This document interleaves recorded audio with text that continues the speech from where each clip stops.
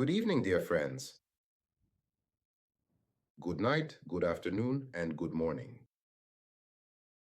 Today, we are going to talk in detail about Russia's recent and massive wave of missile strikes targeting Kyiv, Dnipro, Kharkiv, Chernihiv, and several other major cities across the country. So, for our session today, I would really like to discuss the underlying reasons why this escalation is happening right now and what it means for the region. You might ask yourself, well, why? Russia is waging aggression. Russia is using all its capabilities. To do this, it employs the tactic of strategic paralysis, which I talked about 3 years ago. It is exactly the same military tactic that was previously used in Yugoslavia and Iraq, once by the United States, systematically destroying critical infrastructure and launching heavy aerial strikes. Strikes on the armed forces, on warehouses, on logistics, and accordingly, creating unbearable living conditions for the population. And in this way, destabilization in the country occurs, putting pressure on the government, on the country's leadership. The tactic of strategic paralysis. The question isn't what Russia is doing, friends. The question is what the Allies aren't doing, what the West isn't doing. And why aren't they doing it? Let's try to carefully analyze only the objective facts, delve deeply into the very essence of this problem, and thoroughly understand every single one of the circumstances, including both the potential advantages and the various disadvantages. On the third day of February, in the year 2026, there was one of the largest attacks, though, to be perfectly honest, there are hardly any small ones occurring anymore. On the largest metropolises of Ukraine. Ukraine, as always, fought back and repelled the threats. So what was the nature of this attack? Russia launched hundreds of drones and dozens of missiles at Ukraine, including Kyiv, as I mentioned, Kharkiv, Dnipro, and other cities. This was truly one of the largest strikes in recent months, especially considering the damage to energy facilities. The strikes targeted energy infrastructure and residential areas, which led to heating and electricity outages in hundreds of apartment buildings. How did Ukraine repel the attack?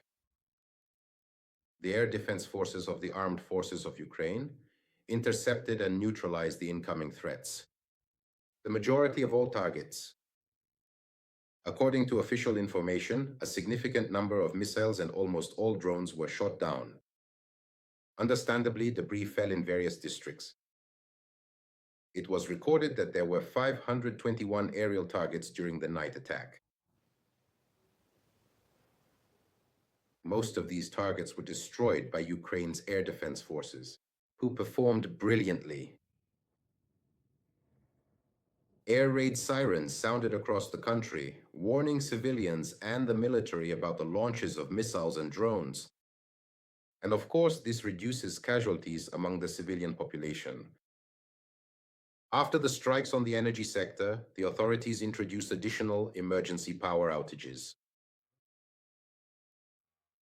Americans call this rolling blackouts, which of course helped protect the power grid from further degradation and made it much easier for the repair crews to work on the lines, since absolutely everything needs to be fixed properly to restore the system. It's a cold winter and people are freezing in their apartments. Despite the attacks, Ukraine continues to receive intelligence and support from its Western partners. This, of course, helps improve air defense efficiency and prepare to repel new waves of attacks, but this support is absolutely insufficient, and we will talk about this further. Despite the large-scale, massive nature of the attack, it is still very important that, as always, a significant portion of the threats was neutralized by the air defense forces. The number of hits was limited according to all experts on critical infrastructure. And this, of course, is also good, if it's possible to find anything good at all in everything that's happening.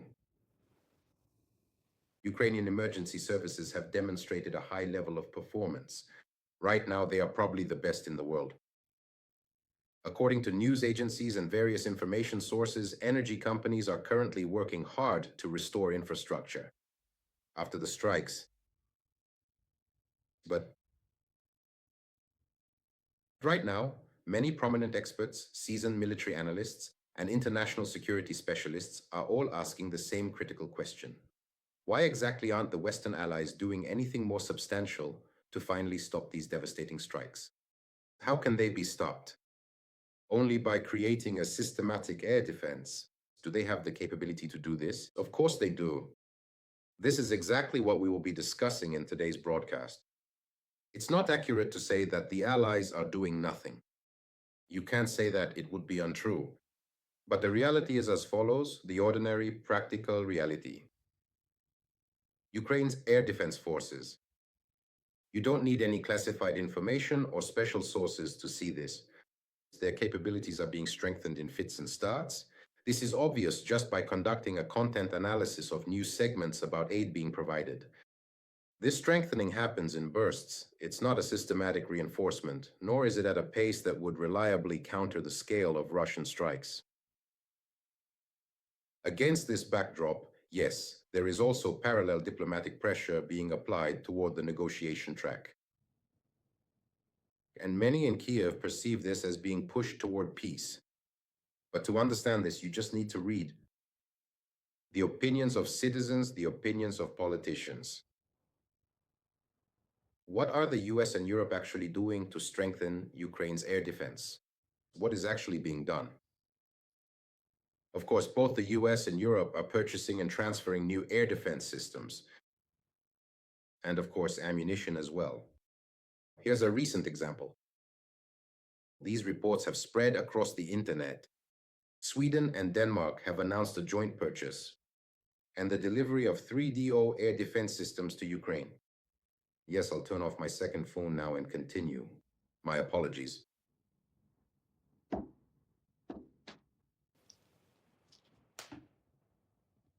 That's all. So, there's a new report from Sweden and Denmark about the delivery of 3DO air defense systems, worth about 2.6 billion Swedish kroner. How much is that in dollars? Well, that's approximately $295 million. And their goal is to assemble an entire separate air defense battalion. Germany also continues to be a key, I would use the phrase, donor of air defense systems. They keep supplying very effective German systems. The IRIS-T systems, which of course don't solve the issue completely. But these are excellent systems that cover the mid-level of air defense. Germany confirms the transfer of Patriot missiles and systems previously, but accordingly, with ammunition, that is, they are trying to ramp up production of the older missiles. After all, the main problem is no longer the availability of launchers, but rather the shortage of interceptor missiles. For example, the manufacturer of IRIS-T, Diehl, that's how it's pronounced in German, Diehl, publicly talks about expanding capacity and increasing production. In a way, that's a good thing. Again, I'll repeat, if there is anything good in all of this at all. The system is working. Europe pays and the US and American manufacturers supply. This is especially true for the Patriots. There were Reuters reports that partners had confirmed funding for the Patriots. For example, there were such reports in the press about Germany and Norway. They discussed further funding. All of this is very good. This is what they are doing, and it is the bare minimum they should be doing to support the air defense system. But here is what is bad and what they are not doing. I analyze the opinions of military analysts and experts. I analyze news segments. And here is the conclusion we come to when we ask the question, what are they not doing? What are the allies not doing? Who are these allies? The US, the Anglo-Saxon world, I'll name them all specifically, okay? That is Canada, Australia, New Zealand, the United Kingdom, which are not part of the EU. I've already mentioned the US, the countries of the European Union, and to some extent, but they're very busy in the East, containing China, Japan, and South Korea. That's basically it. That's what we have. So what are they not doing? In what specific areas are they failing at exactly? Excuse me, I sneezed. Managed to catch a cold. I sneezed right at the moment when I was talking about what they're failing at. So, what is it that they're not succeeding at? What are they not doing or not doing enough of? And many people see this in a certain sense. Well, that's how it appears, and let's hope that's not the case, as in some way enabling Russia to continue what it's doing. Why aren't they closing the gap with interceptors? The Ukrainian sources I read say outright that some systems are sometimes almost empty. They simply don't have enough missiles. This is public information, it's being reported. Decisions by Europeans and Americans are often delayed because of money, pointless bureaucracy, and politics. So there are reports of delays and lack of coordination. That's it. At a time when you need to be fast, efficient, and pragmatic, Kyiv publicly criticizes this lack of synchronization in European missile funding. American aid in several areas is seriously stalled. For example, energy support in winter. It got stuck because of administrative confusion. The support that is now needed by citizens and residents who are freezing. This isn't directly about air defense, right? But it shows the overall trend. The speed of decision making is lower. It's lower than what the war requires. It's very bad when the speed of decisions can't keep up with the war. It shouldn't be this way. Of course, the funding for new US aid packages is much less than in 2022 to 2024. Part of the support is simply inertia from previously approved programs. Again, Reuters, you see I keep giving references where you can read the excerpts. Again, Reuters writes about the adopted defense bill, the law with funding through USAA, for 2 years. But the scale, you just need to look at the scale, is smaller than before. And so people are asking the question, military experts are asking the question, are the US and Europe indulging Russia's coercion towards peace and withdrawal from Donbass or not? This is a very important question. Officially, no. The West's public position is usually formulated as, the decision is up to Ukraine. In reality, there is pressure to negotiate. Of course, we see that this pressure is indeed being applied. Because at the same time as discussions about air defense are taking place, there is also an active track regarding a ceasefire. In other words, there are mechanisms of actual coercion to observe a truce and enter into peace negotiations. The question is, will Russia move forward toward a ceasefire? All of this is being noted by international sources. This is happening, of course it is. Therefore, the conclusion is extremely tough, friends. It's quite simple. The West is not abandoning Ukraine, but it also isn't providing air defense in the volume that would eliminate the threat of blackmail through strikes. After all, if they had provided the necessary amount of air defense, Russia wouldn't be able to organize this blackmail. That's why Russia still has a window of opportunity to strike at the rear, which is exactly what it is doing, targeting the energy sector and raising the cost of resistance. And at the same time, Russia is bargaining using these trump cards in negotiations.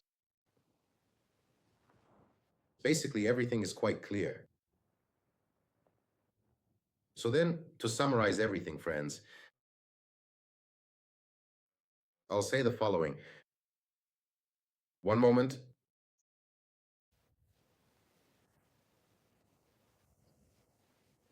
To provide a comprehensive summary of everything, I would like to state the following in order for us to fully understand the real situation we are currently facing. The question is as follows: strengthening air defense or forcing peace? In many ways. Formally, the West is strengthening Ukraine's air defense system. The US and European countries are supplying Patriot systems. IRIS-T, NASAMS, new systems are being purchased, and the production of interceptor missiles is being expanded. So these are real actions, not an imitation. But in reality, and this is the opinion of most experts and analysts, air defense is being strengthened much more slowly than the intensity of Russian strikes is increasing. So the key problem isn't the systems themselves. The main issue is the acute shortage of missiles. The launchers are there, but they periodically operate at a minimum or stand idle, as I mentioned before. Yes, here are the blocks. That's why many people believe that the West is deliberately not closing the skies completely. Neither the US nor Europe have moved to create a dense, layered air defense system with zero vulnerability. Although technically this would be possible with different volumes of supplies. And what happens as a result of this? Does this leave Russia with a tool for pressure? Massive strikes on cities, on energy infrastructure, and on the rear are used not so much to achieve a military breakthrough. No, of course not. Russia will not win the war this way. Russia uses this tool to force Ukraine into negotiations. At the same time, this diplomatic track is underway. Against the backdrop of these strikes, the West is stepping up talks about a ceasefire, realistic compromises, and mechanisms for peace. That is, the formal decision is up to Kyiv, but we can clearly see that there is obvious pressure. And of course, we must understand that Donbass is a key element of this pressure. The logic is quite simple. If strikes on the rear do not stop, the cost of continuing the war increases, and Ukraine is increasingly being offered to fix the line. So the conclusion is very simple. The West is not abandoning Ukraine, but it is also not depriving Russia of its tool of blackmail.